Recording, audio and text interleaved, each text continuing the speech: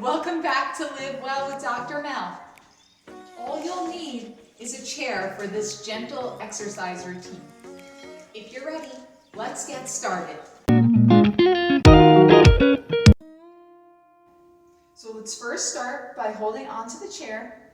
Make sure our feet are nice and straight, like the number 11, and you're going to go up onto your toes, pressing down through the balls of your feet, trying to raise your heels up as high as you can, squeezing the back of those calves.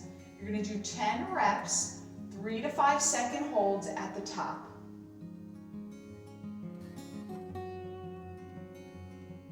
Focus on your weight. Make sure it's even through both legs. Everybody has a tendency to lean a little bit more towards their dominant side. So we want to make sure we're nice and even through both legs. And your end range may be different than mine. That's completely okay. Just go as high as you can, hold for 3, 2, 1, and lower down slowly. And make sure you're pressing through the balls of your feet.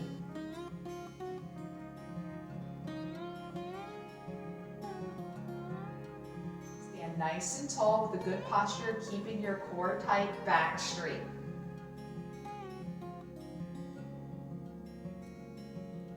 You got 2 more, you're doing great. And last one. Now we're going to just do the opposite. Here we're going to lift our toes up, getting dorsiflexion in our ankles, and getting a nice stretch in the back of your calves. So now we're strengthening the front of our shins, relaxing the back of our calves. Same thing, hold for 3, 2, 1, and lower down slowly. A common tendency for people is to stick their butt out while they're doing this to try to get their foot a little higher. I don't want you to do that. I want you to keep your tailbone tucked, back straight, core tight throughout this whole exercise. If you can't get as high as me, don't worry. As you begin to come back to this video and you do this daily, you'll get more and more range. You'll get more and more flexible. The muscles will begin to relax and you'll be able to get stronger and lift higher. You're almost there.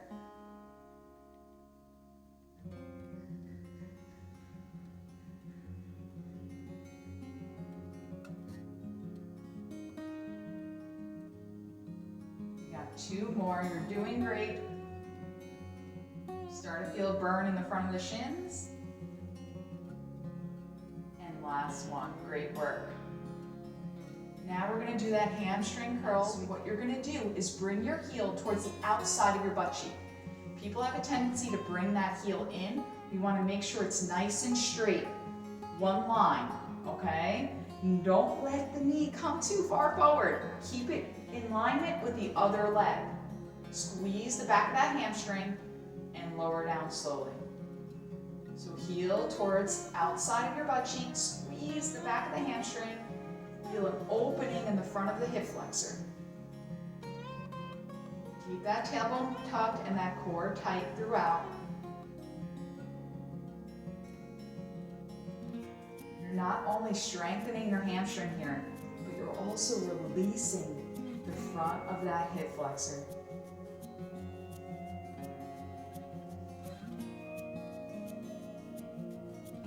Make sure that standing foot is nice and straight as well. You'll start to begin to get a burn on the outside of the standing leg. That's completely normal. Don't be concerned with that. You're also strengthening your external rotators, your outer hip muscles on the standing leg. Also, you may get a cramp in the back of that hamstring. The hamstring's weak on a lot of us because it's in the back of our bodies and we don't use it often daily. As you keep doing this exercise, that cramp will eventually not be so intense. It will get stronger and stronger and you'll be more comfortable with the uncomfortable. We got 2 more. And last one. Beautiful job. We'll do the same thing on the left. Bending the knee, bringing the heel towards your butt, and then lowering down slowly. Make sure you pause and squeeze at that top, trying to get a little higher, a little higher, a little higher, and then lower back down.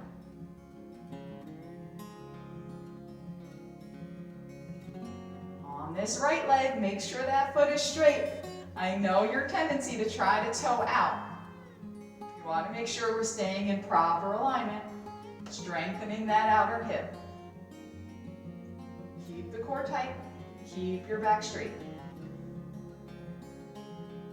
Almost there. We got 3 more on this left side. Last 2. And last one. Beautiful job. Now we're going to come into seated. So after doing those standing exercises, we're getting blood flow, circulation to the area. We're nice and warmed up. Now we can do some deep stretching. So that's why I always like to do a little standing first before I stretch to warm the muscles up. It's hard to stretch a cold muscle. So sit towards the edge of your chair. You're going to extend your right leg forward, straightening the knee, keeping the foot in neutral, pointed up towards the ceiling. Flex the ankle towards you. Try to make the leg as long as possible by squeezing the thigh and straightening the knee and pressing that heel away. Sit nice and tall. Make sure you're balanced through both sit bones and hinge from the hips, leading with the chest, keeping the core tight, keeping your shoulder blades back. You'll begin to feel the stretch all along the back side of that right leg, all throughout the hamstring and calf muscle. Only go as far as you can where you feel the stretch, but it's not too intense, so you can sit in it. You can breathe and relax. So breathe in through your nose, out through your mouth. Try to let all the tension go.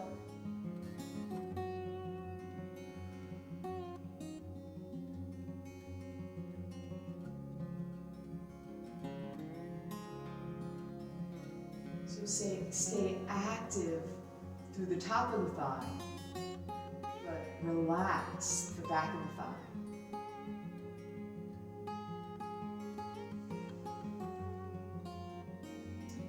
As you begin to get more comfortable, you can hinge a little bit further, but only go as far as you feel comfortable today. Every day is going to be slightly different.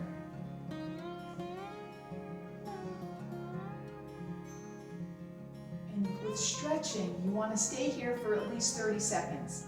If you have more time, you can stay longer. I've stayed in stretches for over 5 minutes. When I'm feeling tense, stretching is the best way to relax it, and sometimes, some days you need a little bit more. You can sit there for a little longer until you begin to loosen up. Listen to your body, do what you can today. After you do it with the foot straight, then I want you to turn the foot in.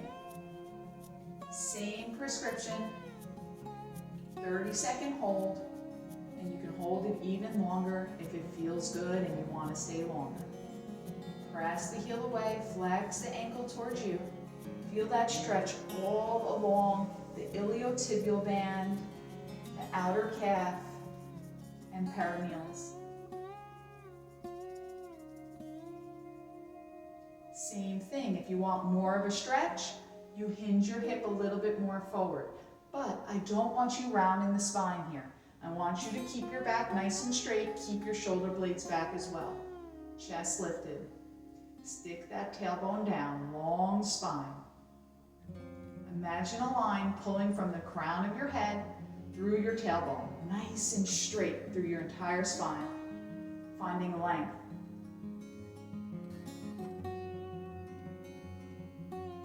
Breathe deeply.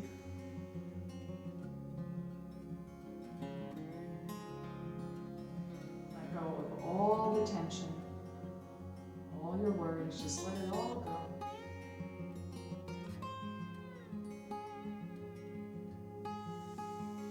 Beautiful job. Make sure you always do the other side. It's very important to stay balanced on both sides.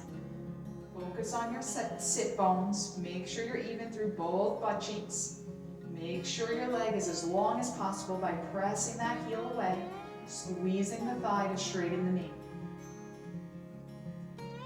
From there, you can begin to hinge from the hip to get more of a stretch in the back of that hamstring.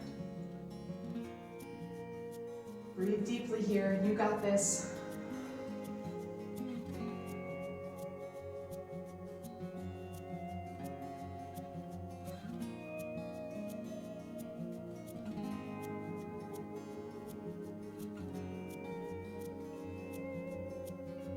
Press that heel away, flex the ankle towards you, squeeze the top of that thigh, release the back of that hamstring.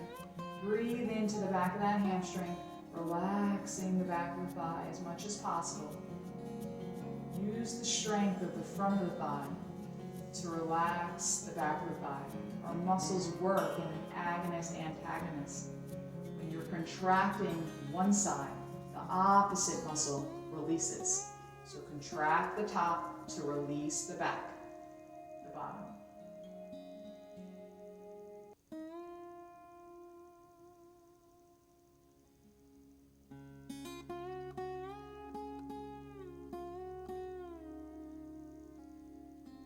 Squeeze the shoulder blades back, lead with the chest, and let it go. Then turn your foot in to get the outside of the left iliotibial band. Same thing. See where you are. Try to hinge from the hips. Go as far as you feel you can today. You just want to get that stretch in the outside of that thigh there. Everybody's different, so just go to the point where you feel it and you can sit in it.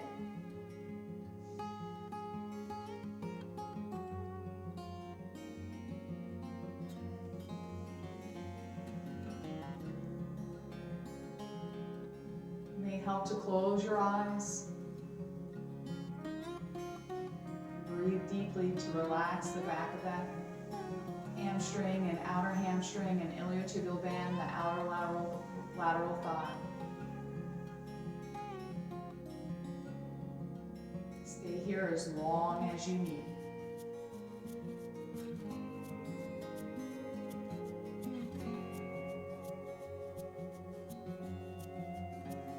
Beautiful work. Then we're going to do a piriformis stretch. So what you're going to do is cross your right ankle over your left thigh. Try to press your knee down towards the ground. Stay lifted through your chest. Keep that spine straight. And then you're going to feel a stretch all along the outside of your butt cheek. This may be enough here.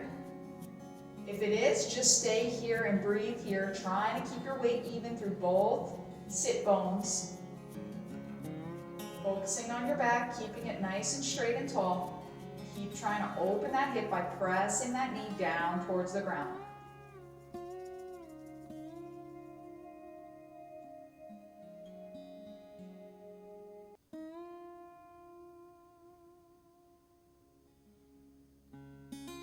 As the stretch begins to release and it doesn't feel as intense, to intensify it a little bit more, you hinge from the hips. As you begin to hinge from the hips, you'll get more and more of a stretch in those outer external rotators, your piriformis muscle, all those muscles around that sciatic nerve. When those muscles get tight, they pinch on the nerve. That's why we're trying to relax them. If we can relax them, they'll put less pressure on the nerve and you'll have less pain down the leg.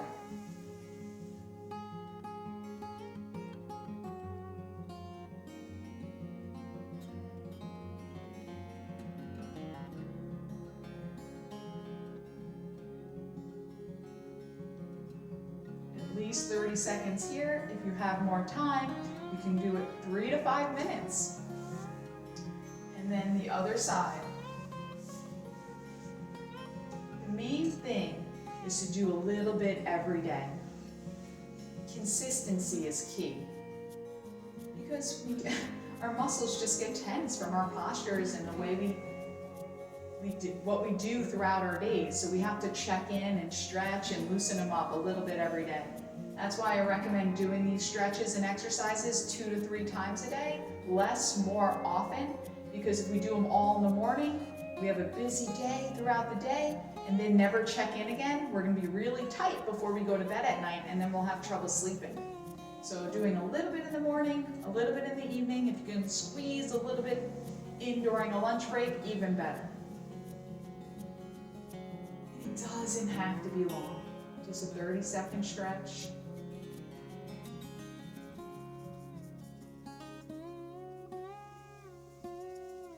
So on this left hip, remember, press that knee away.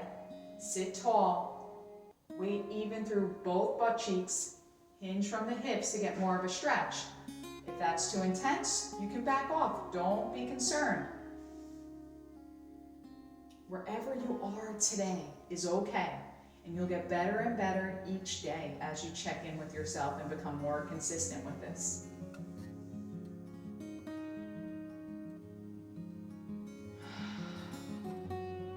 A nice sighing breath in through your nose. Let all the tension, worry go away. Get a deep sigh.